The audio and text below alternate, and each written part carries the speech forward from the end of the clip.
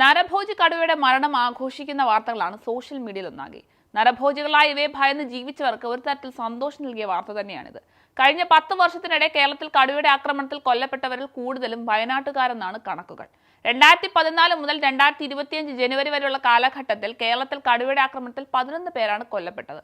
എന്നാൽ കേന്ദ്ര സർക്കാരിന്റെ കണക്കുകൾ പ്രകാരം 2014 മുതൽ 2024 നവംബർ വരെ കേരളത്തിൽ നിന്നുള്ള 5 പേരാണ് കടുവ ആക്രമണത്തിൽ കൊല്ലപ്പെട്ടതെന്നാണ് പറയുന്നത്. 2015, 2018, 19, 20, 23, 25 എന്നീ വർഷങ്ങളിൽ കേരളത്തിൽ കടുവ ആക്രമണം ഉണ്ടാവുകയും മനുഷ്യർ കൊല്ലപ്പെടുകയും ചെയ്തിട്ടുണ്ട്. 2015 മാത്രം 3 പേരാണ് കടുവയുടെ ആക്രമണത്തിൽ കൊല്ലപ്പെട്ടത്. 2019 പിന്നീട് കടുവ ആക്രമണത്തിൽ വയനാട്ടിൽ ഒരാൾ കൊല്ലപ്പെടുന്നത്. തൊട്ടടുത്ത വർഷം ജൂൺ 16 ബസവൻകൊല്ലിൽ ശിവകുമാറും കടുവയുടെ ആക്രമണത്തിൽ കൊല്ലപ്പെട്ടിരുന്നു. 2020 മുതൽ 2 പേരാണ് വയനാട്ടിൽ കടുവയുടെ ആക്രമണത്തിൽ കൊല്ലപ്പെട്ടത്. ഇങ്ങനെ നീളുന്നു കണക്കുകൾ. 2025 രാധ എന്ന തോട്ടം തൊഴിലാളിയിൽ എത്തി നിൽക്കുമ്പോൾ ആലോചിക്കേണ്ടതുണ്ട് ഓരോ ദിവസവും മരണഭയത്തിൽ ജീവിക്കുന്ന ജനങ്ങളെ പറ്റി.